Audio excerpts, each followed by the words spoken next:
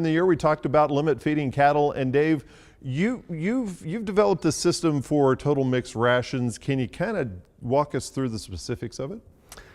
Yeah, so with a total mixed ration, what we're going to do is provide a ration that's got everything the animal needs every time it takes a bite. So it's different than the last time we talked about limit grazing and then come back into the dry lot and feeding the animals a concentrate, or limiting access to hay and then feeding a concentrate. Here we're going to include the roughage in the ration. For example, what we talked about a month or so ago on Sunup was feeding cows in our lactating our lactating cows are getting about 1.7% of their body weight, somewhere around 20 pounds per day. Right. If you gave them access to all they wanted of that ration, they'd eat 30 pounds. And so we are limit feeding the total mixed ration.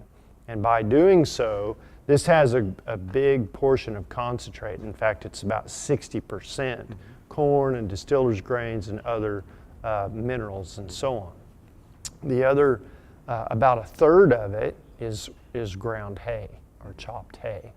And so we're only feeding these cows about 6 pounds of hay a day, whereas if you're just letting them have access to a round bale feeder, they'd eat 30 pounds of hay. Right. So we're really stretching our hay supply and trying to take advantage of a relatively inexpensive concentrate feed market. 7.5% of this ration is a liquid feed supplement that has vitamins and minerals in it. That's really nice ration conditioner. It makes the ration smell good, cuts down on the dust.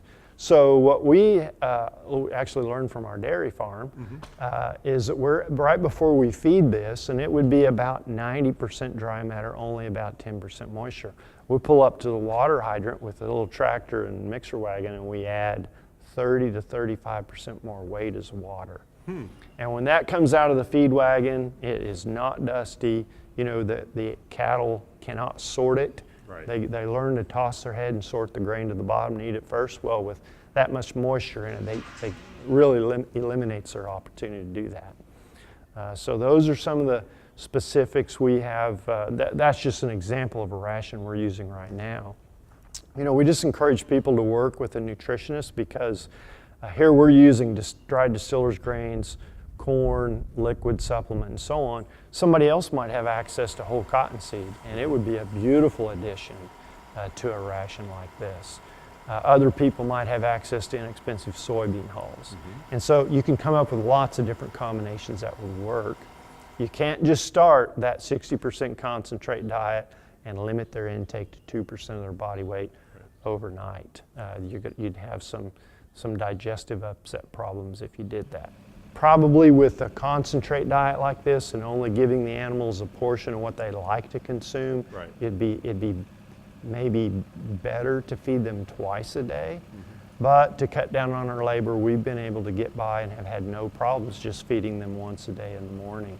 The feeding time, as I mentioned last time we talked about this, needs to be consistent. You need to feed it every day, and it really needs to be fed the same time every day. Talk about kind of the nutritional needs of swapping, you know, some of the commodities in there. Say if someone had extra wheat available, would that happen? Yes, and those can be worked in. That's where we encourage them to work with a nutritionist that has experience with these kind of things, because different commodities have different characteristics. So wheat is a really good example because it is very rapidly fermented in the rumen. Consequently, you can create founder if you feed too much wheat, processed too fine, too rapidly. That's where folks ought to get in touch with a nutritionist that they have confidence in and just work with them to work out a program that fits their operation the best. Excellent. Thank you very much, Dave Lalman.